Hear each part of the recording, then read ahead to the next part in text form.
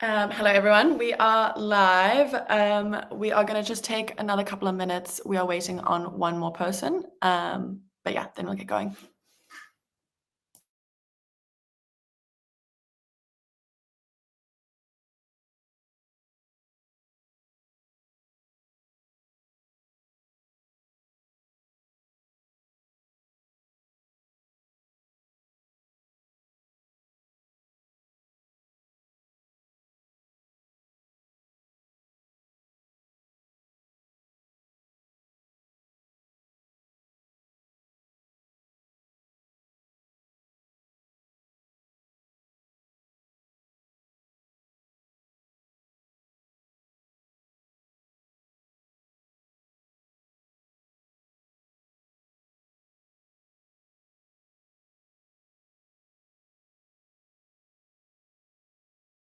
I guess while I've got you guys here, this week is a pretty big week in the world of DeSci. So today we're having obviously this conversation with Jonathan Ann, who is one of the researchers behind Project Prima Donna, which is on Catalyst. It's currently fundraising.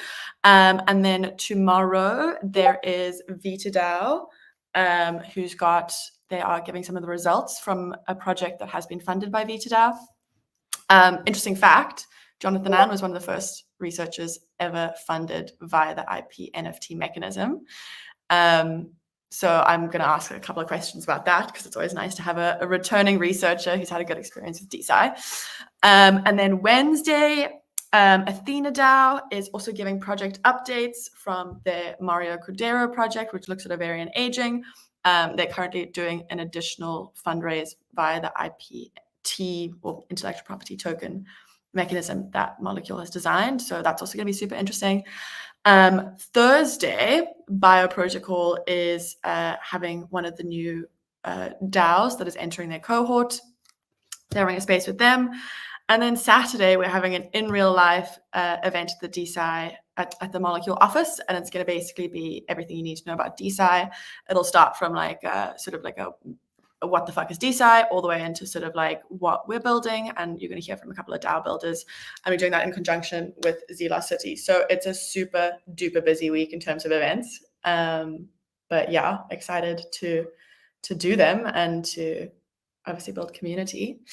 Okay, I think, Jonathan, maybe we should just get going. And if Hannah joins along the way, we can just scoop her in, if that works for you. Okay. For sure, let's go. Yeah. Cool. Okay, so for the formal start of this call is basically, hello, I am Ella, I am Molecule Scientific Communicator, and today I'm going to be sort of discussing, interviewing, having sort of fireside chat vibes with Jonathan, who is one of the researchers behind Project Prima Donna. Project Prima Donna is aiming to regrow enamel, so basically the outer layer of your tooth. Currently, there is no way to regrow that. If you lose it, it's gone. And so, oh, Hannah is here. Hi, Hannah. Sorry about that. Lots of technical problems, as typical, right? Don't worry at all. We're glad to have you here.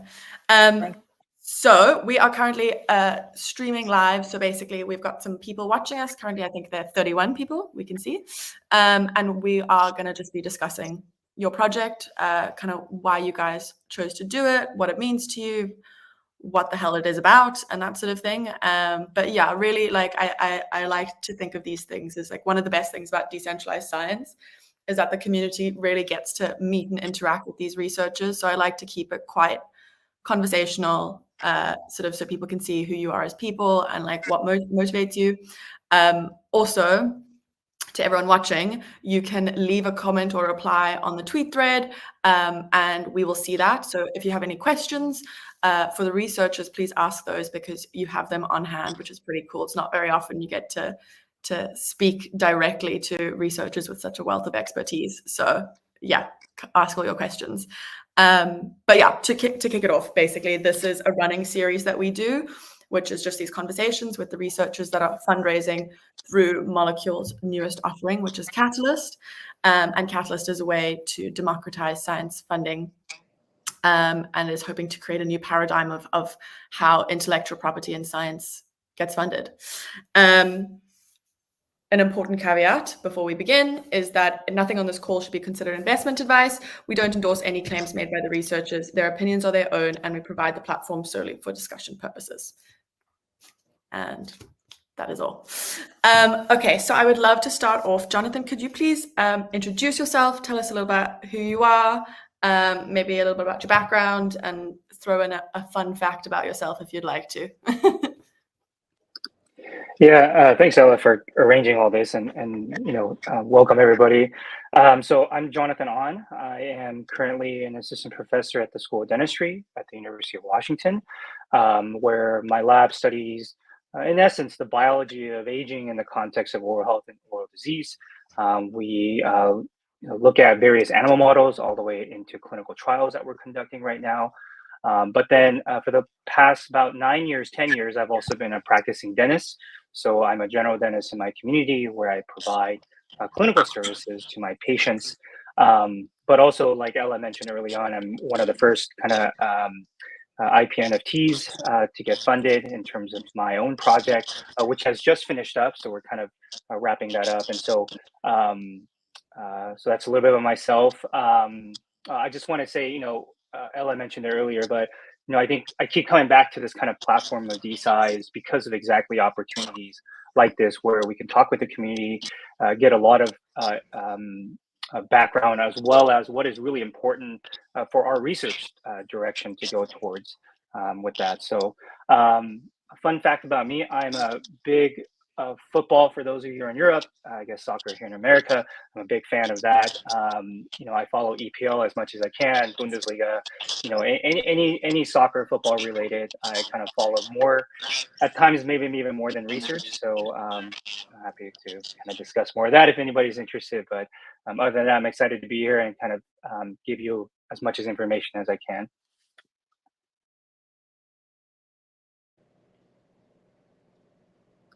Oh, I think you're on mute again. Sorry. Sorry, my bad. Technical difficulties. Hannele, we'd love to hear from you. Yeah, hi, I'm Hannele Ruohola-Peikko, and I have worked on stem cells for a long time now, and I'm super excited about this project. I'm a professor here in University of Washington, biochemistry department, and I'm co-directing the Stem Cell Institute in this city. And we are, of course, interested of regenerating a whole body, the whole human. However, that's very hard. And maybe the low-hanging fruit is our teeth. And that if that works, that would be a great way of moving forward with regeneration in medicine in general. So that's sort of a big goal in my lab right now and in this project. And of course, to regenerate a tooth or oral in oral environment, even that requires a lot of passion, energy, and funds. So we are very excited for being in this community and seeing if people join our interest on this path.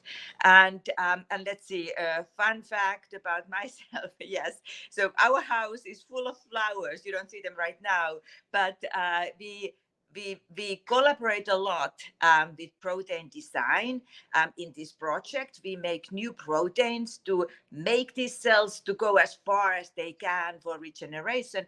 And my husband, David Baker, got a Nobel Prize for this protein design last week. So it's been pretty crazy, actually, in this household. I was going to say, I'm very sure, and a big congratulations to you and your family for this incredible win. I know, I bet when I saw the announcement, basically, I think Nobel put out on their LinkedIn or something, David's response, and basically his response was, "My wife just started screaming," and I was reading this thing, and then I was putting the pieces together because you were credited as the photographer, and I was like, oh my word, this is Hannele's husband. And it was so funny for me because I could just completely see it in my mind's eye, this sort of wild celebration you guys must have had when you got the news. It was crazy. It was totally crazy, but it's also really fun sort of push forward with research like or the project like this that we are talking about right now, because super important part of this is that we are not just trying to understand how nature does things, but we are going and forcing nature to do the right thing with totally computer design, novel computer designed proteins. And hopefully the world is beginning to believe that this is possible with this Nobel Prize win. I definitely think so. And yeah, a massive, massive congrats again to you and your family. So maybe sort of stepping back. So Hanla is very into sort of the stem cell side of things. Jonathan is the sort of maybe more dentistry side of things. I'd be really curious to know sort of like how you guys met, how this project sort of came to be, like, and you also have a third team member, Julie, who if one of you would also be able to introduce her, maybe Hanla, because I know she was a student in your lab once upon a time. Yeah, I'm happy to introduce Julie. So Julie has, just like we have families and kids, and Julie had an emergency with a kid today. So unfortunately, she can't be here. She's a young mother, and a great scientist. And she originally was a postdoc in my lab, and then raised the ranks, and now she's an associate professor here in University of Washington. So I'm extremely proud of her and extremely excited that we are able to do collaborations in this. And I should say how I know John is that, we work in University of Washington. We are here in Seattle. It's sort of like at the end of the map, in the corner of the map, as you will. However, once you are in Seattle, everybody collaborates. This is a great place for connections, for collaborations. People are happy. we think that it's because of the Rainier factor. We have a huge mountain here. Everybody wants to climb it one day. I've gone halfway there. I've gone to the base camp, but not all the way yet. I will eventually. But yeah, so we have lots in common here in this city, and that's why everybody wants to collaborate and everybody enjoys each other's work. Okay, nice. So it's kind of you guys just found each other and the idea was born and it's kind of turned into something. Yeah, if I can add a little bit onto that. I mean, Hanala's group has been working in this space for a very long time. I mean, she was talking about protein design. I mean, she's really at the forefront of this technology, and there's a lot of innovation coming out of her lab. And I'm actually somebody in dentistry. I'm really fortunate to have researchers like her kind of interested in dental, because really there hasn't been much innovation in this space for a very long time. And so, when she had published her recent paper, there's probably more coming out. I was very excited to kind of connect with her, because really, I think where we're trying to go at with this project is kind of what's the next step, right? None of these like little incremental steps. Is what is that big next step we want to take? And so, I think just sort of our ideas just align, and like Hanala was saying, everybody at the UW collaborates with each other, and so I think it was pretty easy for us to meet. Super cool. Thank you. I think maybe then let's take this opportunity to sort of just do a brief overview of like what is your project? What does it cover? What is it aiming to do? And sort of how do you feel that it is that next big step in tooth research?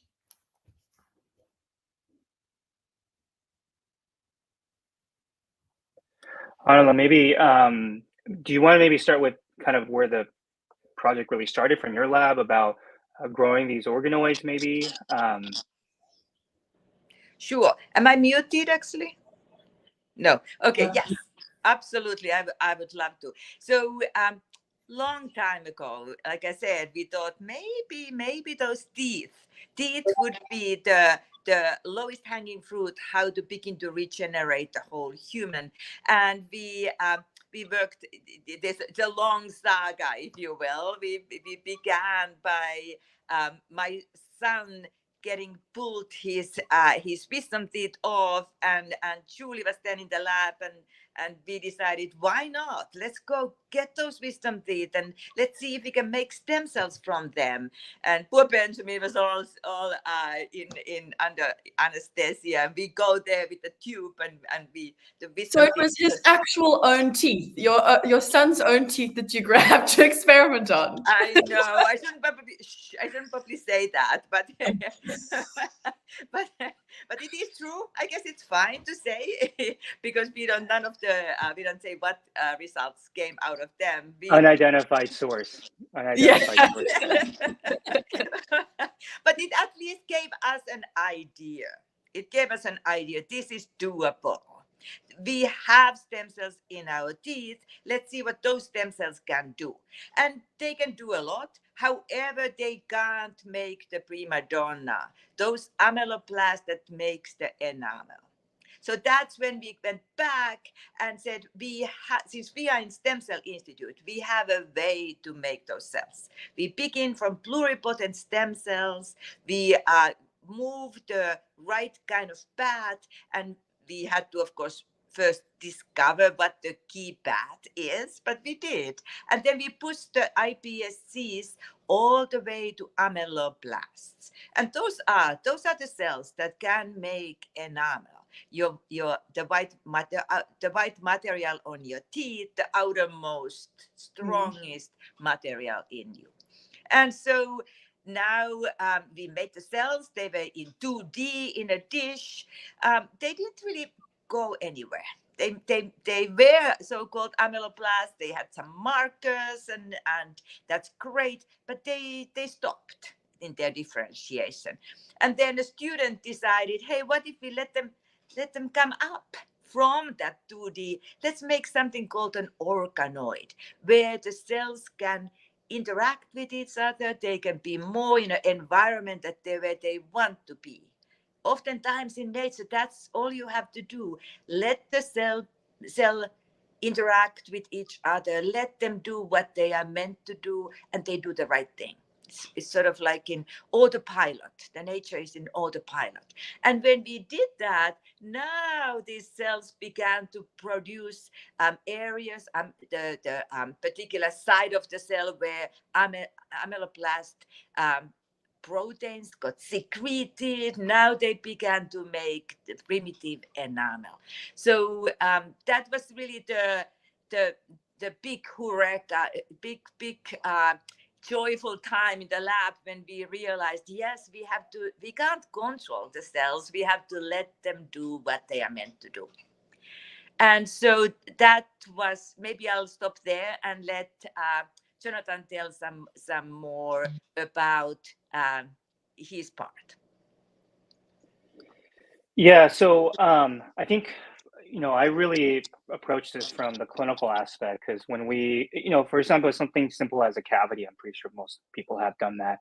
You pretty much have to go through the enamel.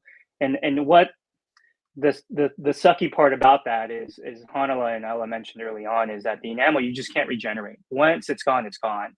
And so obviously, trauma can cause it to go away, acid can have it go away, but also just age itself, just kind of over time has the enamel go away. And so the common example I give is, as we get older, your teeth just looks more yellow. And a lot of times that could have to be with the diet, but that's just because the enamel thins. And so really the idea that we can't regenerate the enamel, even though the tooth is a living biological organ, just always kind of puzzled. And I think our field has kind of gone around that in terms of trying to figure out the best material to replace the enamel, which you can never replace, biology or nature. And so when Hanala and her group published this paper and then showed the research that they could actually regenerate at least this enamel, at least in a culture dish using organoids, my first thought was, why don't we just try it out in a tooth? Like, why don't we just try this out right away? Because, if we can harness our own biology to do this, I mean, what better way is there for therapy as well as treatment? And enamel itself, yes, it's just the outer part of the tooth, but there's a lot of interesting biological properties of enamel that can be utilized for a lot of different things, right? So, think of your enamel in terms of when you eat your hot soup, right? There's thermal conductivity there that it doesn't burn your tooth, right? Think about when you have something cold, sure, it can be a little bit sensitive, but just think about the biology that's happening there. Think about how tough it is, right? So from a lot of different aspects, I thought this was very potentially easy to do, just because we have a really good model that we have, both in vitro as well as in animal models that we can test this out. And so when Hannah and I first met, it wasn't about, okay, what are these nuances? It was like, how do we get this in a tube to see if it actually works? Because there's a lot of promising results that if it works, there's a lot of things we could actually do to help out. And so that's kind of where my perspective is coming from, is from the kind of the aging perspective, but also just getting it into a system where that we can actually quickly see whether this works or not. And there's a lot of science to back this up. And there's a lot of science to know once we actually do this. So that's kind of where my interest came in from. Very cool. Very cool. I think, I mean, you touched on sort of the importance of enamel in our lives. I mean, it's like, I think your teeth are so front and center. They change how you interact with the world. When you are feeling self-conscious about your teeth, it completely changes your confidence and stuff. So obviously that's super relevant. There's also clearly a huge industry in sort of making your teeth look better. But more so than that, you were like, there's sort of this material usage, which is, I think, such a cool concept. I did a course, or I did my postgrad on material science, and like these sort of organic biomaterials are very interesting avenues. But I also would love you as a dentist to maybe touch on like how your sort of oral hygiene can also impact like your overall health. Yeah, I could specifically focus on the enamel. So obviously, there's, if you don't have teeth, right, your nutrient just goes tank, right? You're not going to get the same nutrients.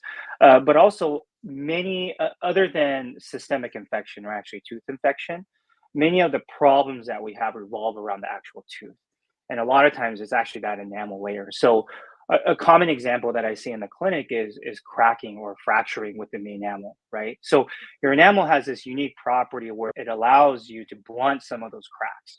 But as we age, or due to some other stimulus or trauma, those cracks cannot be fixed, right? And so what ends up happening is, you get this what's called cracked tooth. So if you ever had a filling or a crown that it never just felt right every time you chew, right? It's teeth are weird, right? It only hurts when it's really there's something going on. Other times, you forget about it, right? And so I think in terms of dentistry, just the fact that if there's a possibility where you can preserve some of that enamel, not just preserve what's there, but actually able to regrow some of that to prevent some of the cracking from happening, to prevent your teeth to be less sensitive, right? I mean, these are little things that unless it really happens, it doesn't really bother you, but once it does, it's just on your mind constantly, right? And so just the fact that we could provide another option for our patients instead of getting a filling or getting a crown that's irreversible, I think that itself as a clinician is something extra benefit that I could provide potentially to the patients. And so that's kind of where, in my opinion, this possible project can lead on to giving just more tool sets for the dentists as well as patients to really preserve their own natural tooth. Super interesting. Yeah. So I basically, from what I understand, is Hannah and Julie sort of came up with this way to grow this 3D organoid model. You have experience in sort of dentistry and that sort of thing. I know you also describe yourself as I think is it a dentist scientist or a scientist dentist, which I love. But sort of, so you are combining these skills. I would like to know, so for those of you who are listening or who have just jumped in, Hannah and John are currently raising money from the DSI community to hopefully perform this research. The project is up on Catalyst. Should you wish to learn more, you can go and read more on the project page and participate there if you'd like to. But let's discuss what would the funding specifically aim to cover? What would be the next sort of package of research that the DSI community would be involved with or help support? Oh, sorry, Hannah, there we are. Hannah, you can go. Oh, fuck, sorry. Parts. I swore, sorry. Yes, Hannah, please go.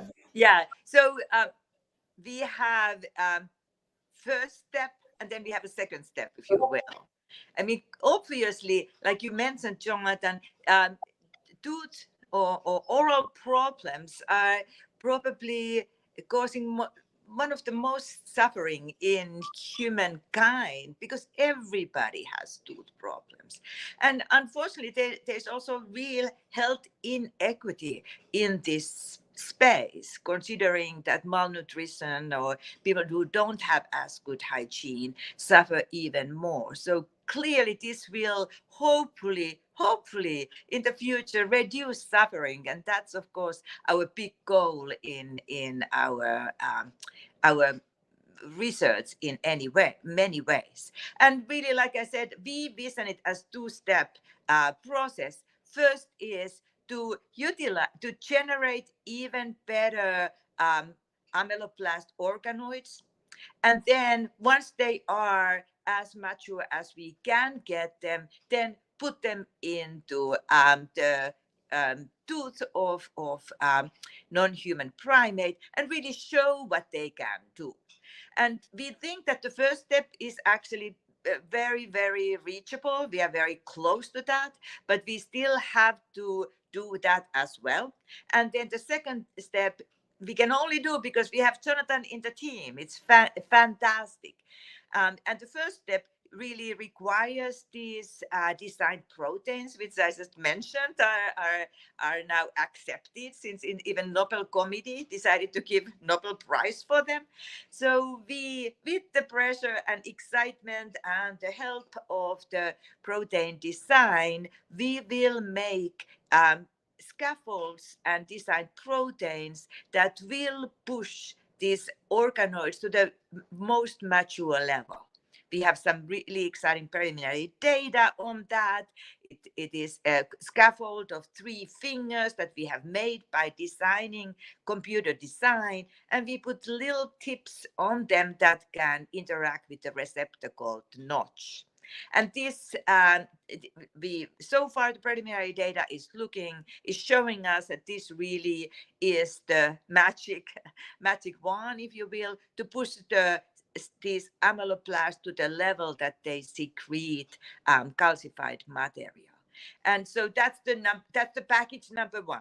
We need to finish this. We need to make enough of these organoids so that we can actually go to animal. We have to mature them, and we need to make enough of them so we can go to the animal model. And then we go to step 2, and Jonathan, I'll let you talk about that. It's very exciting. Yeah, obviously for me, I think the step 2 is, placing it in a really clinically relevant environment with the project that Hana finished. I mean, I don't want to go into more details because I know we have questions later on, but if you go to our landing page on Catalyst, we've kind of outlined exactly each step, and we've actually set up milestones that we feel that we can accomplish, basically giving you, a heads up in terms of a no-go or a go. And so, that first milestone is kind of like what Hana was saying, but really where I come from is, looking at the technology and seeing how we can actually put it inside the tooth. And so we have, plans to set up to utilize, non-human primates because they are the closest in terms of tooth biology as well as anatomy to humans. And we have different ways that we're trying to implement these organoids to really see whether or not we could grow enamel. Now, I think just to highlight on I think it's also critical to know for everybody here to understand is that the other aspect of this is not just regrowing the enamel, but looking at the pathways that allow us to, regrow that. Because, growing things in a two-dimensional in vitro space is very different to kind of in vivo in culture or even in animals, right? And so the pathways that we develop in there can actually be utilized kind of a circular path to really kind of help define better organoid structures or better ways to implement this. And so really the next phase to me, I think is the more fun part, is to try it out and see if it works, right?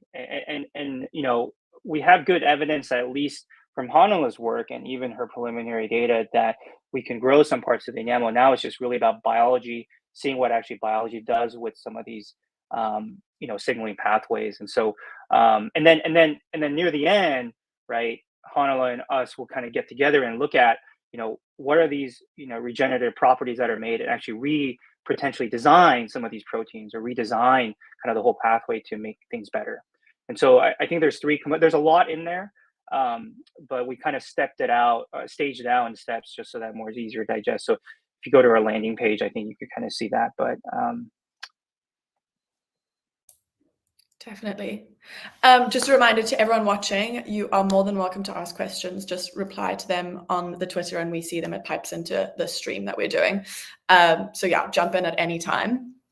Sorry, Ella, I think Hanala wanted to add something on there. Sorry, Hanala, was that? Yeah. Yes. So yes, I just wanted to say that this whole idea, just the brand bold idea, is really revolutionary. This hasn't been done before. This cannot be funded by your typical NIH approach.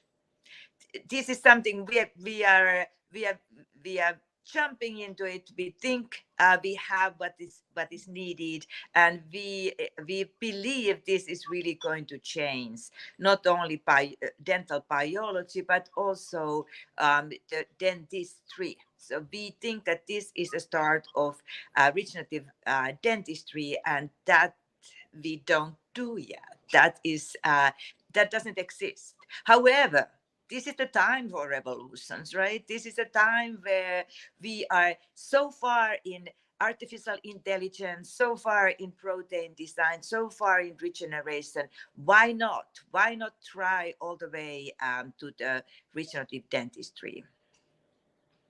That's amazing. Yeah, very moving words. And I think we're very lucky to be able to interact with researchers who view science that way.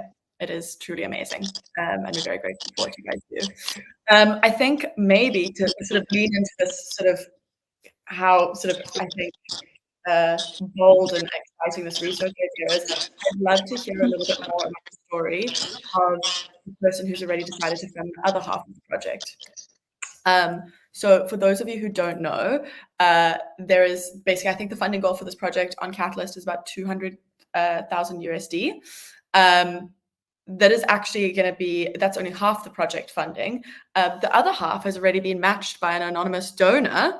And so basically, if Catalyst is able to raise this sort of consequent 200K, then the whole project kick off. So I would love to know a little bit more about who this, well, I mean, obviously, if it's an anonymous donor, we can't know who it is, but maybe the story of how that happened. So that we're very excited about this anonymous donor. We don't know who it is, but we know who they are. But we do know that they trust on this project, and that makes a huge difference. Every a month or so, I write through University of Washington, through lines which I don't know their target. I write where we are, what we have done now, and this donor, I guess, is very excited and wants to stay in touch, wants to push this forward, and is very excited that perhaps we can, with extra funding, really change the field. That is so amazing. You should point them to decentralized science if you'd like, because dare I say it's kind of exactly, I think, what the decentralized science community is doing. I should say one more thing, if you don't mind. So it was a big surprise for us to get this anonymous funder who will match any funds that will be given. But I should also say that perhaps it wasn't so surprising, because after that day when our paper came out in developmental Cell journal, every day ever since, I've got emails from individuals, from people who are suffering. And there are multiple kinds of emails. There are young people who want to join the group. There are people who are suffering and who want to join clinical trials. So they're saying, hurry up, let's begin those clinical trials. And then there are people who say, how can we help? So clearly, this has changed the view of people on dentistry. They don't want to just go to dentist. Sorry, Jonathan, but dentist anymore, who will kind of begin I guess they have begun because they have caries, they have a hole in their enamel. That then what begins is the slow but sure tooth cycle of death when you get first break in that prima donna enamel, because it doesn't come back. All you do is you do the latest material in that area, and finally you have a fake tooth. And so that also has its problems. So clearly people have got enough. They say, if we have another option, we want to help on that, and we do anything we can. So seems like there is a group of individuals in all over the world. Actually, these emails come from all over the world, who want to believe on this, and it seems like time is right. Time is now. Yeah. Yeah. Yeah. Hello, if I can add, so I think there's two things. I think one is, as researchers, when we get emails, letters, from,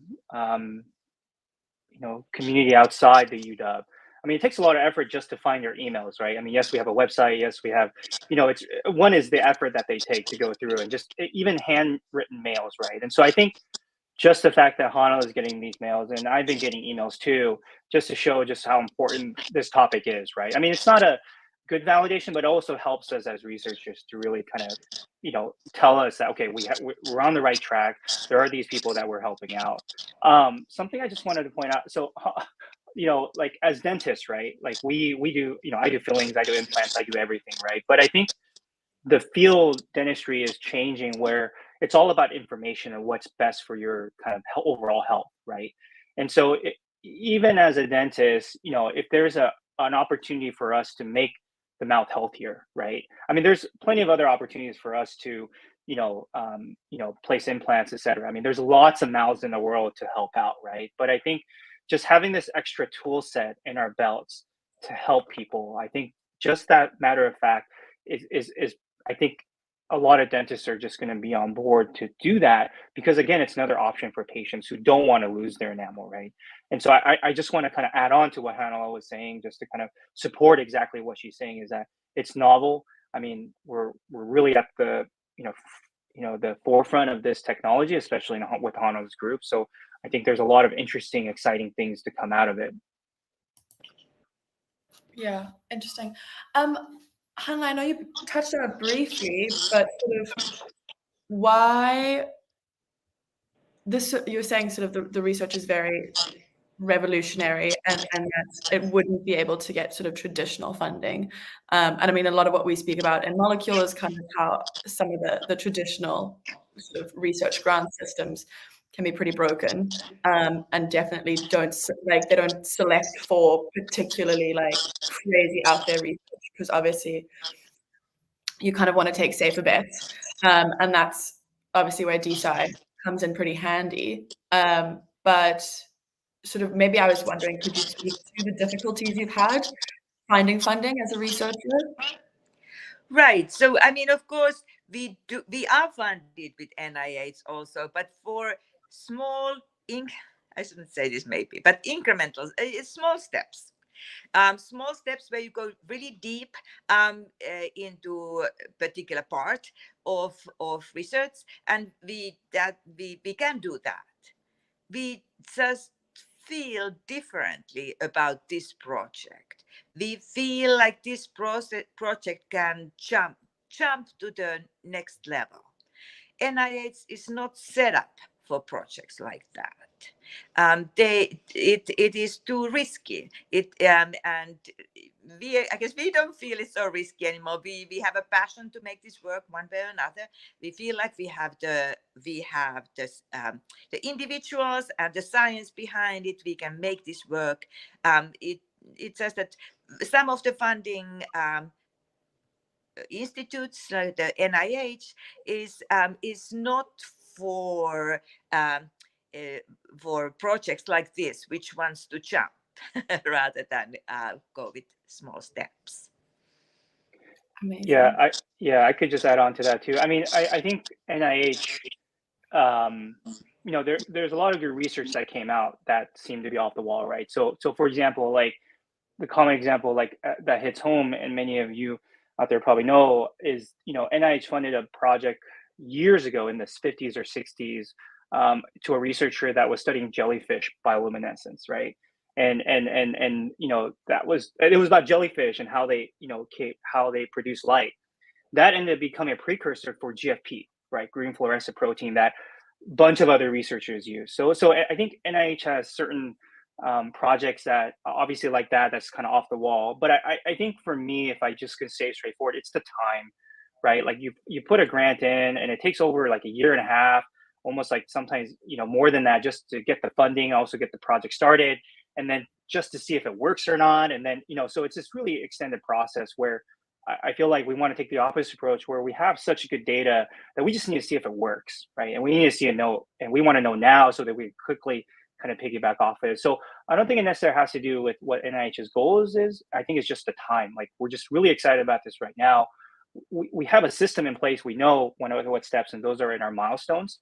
Like, we just want to know really quickly whether this works or not and quickly adapt to that. And we could do that within a year, right? Instead of waiting a whole year just to see if we get funding, or even more than that.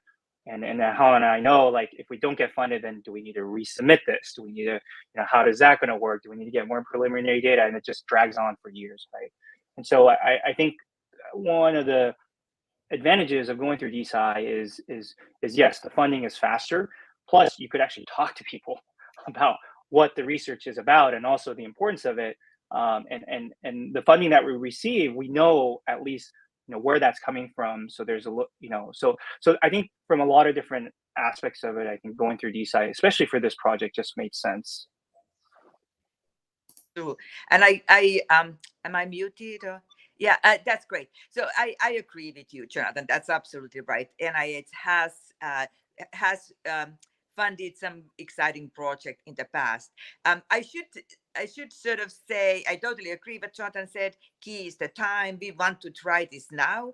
I should say that the other side is, I have got also emails from particular countries in Europe, and they want to go to clinical trials with these organoids right away.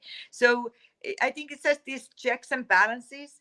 To be in America, realize that that you need to do particular experiments before you can go to human. In this case, it is the non-human primate. Obviously, we have to do this first. We hope it works right away. If it doesn't, we will change things so that it will work. But this venue where we are now, it's just at the right place, where we follow the rules, where the checks and balances are being made, where things can happen fast rather than take 2 years before the project can begin. And clearly, this is very exciting for a scientist also to be and talk about the project and where we're going with this. Cool. Yeah. I mean, so for those listening as well, when you fund a project on Catalyst, it's not just sort of like a crowdfunding mechanism in the sense that you just start donating money. If the project reaches its funding goal, you will get intellectual property tokens in return, which will sort of allow you to, participate and help guide this project as it progresses. So I think what's really cool is that, like, you're sort of creating this, hopefully, a dedicated community that grows with you as the project grows with you. And that's kind of the unique thing about the technology that Molecules tried to build, is this, like, it's a buzzwordy term, but sort of like this incentive alignment. And it is sort of, as I said, buzzwordy, but it's just kind of creating this system that, like, researchers, the community that they're serving, they're all in the same place, and they're all kind of aligning on what they want and need, which is, in my perspective, pretty cool. I'm definitely super biased. But in my perspective, it's super cool. Okay, I think we're going to sort of wrap up here. It's a little bit, we're 10 minutes to the hour. Maybe if you guys want to just do sort of closing remarks, any extra thoughts, maybe a call to action to the community. Yeah. Hannah, if you want to start. Sure. Closing remarks. We are very excited. I'm so honored to be telling you about the project that is run by very talented and passionate scientists, students and postdocs in my lab. And we will continue to reach the goals that we have set, which would be regenerative dentistry for all. And I am more than happy to answer any questions now or later in email or any way. And actually, I also would be very excited of seeing any of you to visit the lab and see what we do with this this Prima Donna. That's an amazing offer. I would love to come see your lab next time I'm in the US. If I don't know when that would be, but I would love to. Great. If I could just add a bullet point, I think most of folks in the D side probably also kind of look at aging research overall and neuroscience overall. I think the key word for a lot of research is just tractable progress, right? So are there actual advancements that happen when we actually try to solve some of these complex problems like aging or like tooth regeneration, right? We're not here to tell you we're going to regenerate the whole tooth. I mean, that's the whole goal, right? What we're trying to tell you is, we have this tractable measure of regrowing at least part of the tooth. We want to see if actually this is feasible. And in the middle of that, what we're trying to do is figure out pathways to guide us to make materials and make signaling better, right? So funding this project, you will see measurable progress through each milestone because yes, it would suck if we say, no, we can't do it, but you could actually see the measurable progress that's going towards a clinical possibility for our patients, right? I mean, this is not a incremental, this is big steps in each milestone. So I think, it might, I don't know the other projects there. I know they all have to do at least some part of with longevity as well as aging, but, once you lose your teeth, then you really understand how important tooth is. And so let's not try to get to that step. Let's actually stop it before. And so, and like Hannah says, any questions, even outside this AMA, feel free to email us. I think our email's on the landing page too, but we're more than happy to answer any questions.